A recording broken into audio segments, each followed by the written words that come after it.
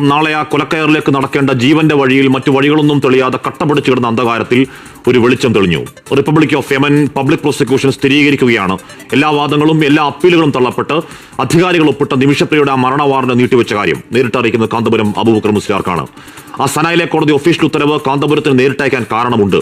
എല്ലാ പ്രതീക്ഷകളും അസ്തമിച്ച മണിക്കൂറിൽ സ്നേഹത്തിന്റെ ഭാഷ പറയുന്ന അനുയായികൾ സുൽത്താനുൽ ഉലമ എന്ന് വിളിക്കുന്ന ആത്മീയ നേതാവിന്റെ ഇടപെടലാണ് ആ ജീവൻ രക്ഷാ ദൗത്യം.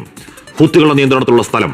കേന്ദ്ര സർക്കാരിനടക്കം ഒരു ഡിപ്ലോമാറ്റിക് ഇടപെടൽ അങ്ങേയറ്റം സങ്കീർണമാക്കുന്ന ഘടകങ്ങൾ ഇന്നലെ സുപ്രീം കോടതിയെ അറിയിച്ചതാണ് അറ്റോർണി ജനറൽ ആർ വെങ്കട്ടരമണി. അങ്ങനെ എല്ലാം അസ്തമിച്ച് ശിക്ഷ നടപ്പാക്കാൻ 24 മണിക്കൂർ പോലും ഇല്ലാത്തപ്പോൾ അടഞ്ഞ വാതിലുകൾ തുറക്കാനിറങ്ങിയതാണ് കാന്തപുരം. ആ രാജ്യത്തെ സൗഹൃദങ്ങൾ, സ്വാധീനങ്ങൾ, യമന്റെ ഗ്ലോബൽ മുഖം ഷെയ്ഖ് ഹബീബ് ഉമറുമായി പതിറ്റാണ്ടുകളുടെ വ്യക്തിബന്ധം ഒക്കെയൊക്കെ കാന്തപുരത്തിന്റെ കരുത്തായി. ആ വ്യക്തിപ്രഭാവത്തിന്, മാനവ സ്നേഹത്തിന്റെ വക്താവിന് ആദരവുകൾ, ദീർഘായുസ്സിന് പ്രാർത്ഥനകൾ. അവരെ കുറ്റം പറയാൻ കഴിയില്ല. അക്കാര്യത്തിൽ തലാലിന്റെ കൊലപാതകത്തിൽ അങ്ങേയറ്റം വൈകാരികമാവുന്ന അമ്മ, സഹോദരൻ, അവരുടെ കുടുംബങ്ങൾ, ഗോത്രങ്ങൾ, രക്ഷാവഴിയിലേക്ക് ഇനിയും പ്രധാന ചർച്ചകളൊക്കെ ബാക്കിയാണ്.